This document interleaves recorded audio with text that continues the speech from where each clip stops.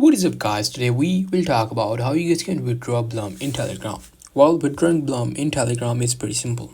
For that, you just have to open up your Telegram, and in the Telegram you just have to scroll down until you see the Blum. So I'm just gonna open up my Blum and tap on launch Blum.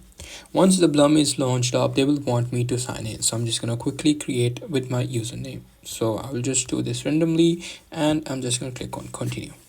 Once you do that, as you can see, my Blum is set up. Now here what you have to do is you just have to simply go to the Blum and the Blum tap on wallet. Once you tap on wallet, tap on connect wallet. Now after tapping on connect wallet, you just have to select whatever the wallet you want. You can actually connect it to your Telegram wallet as well. Once you do that, and whenever you do any of the task for the Blum or you earn any of the Blum, it will directly be gone to your wallet, whichever you connected.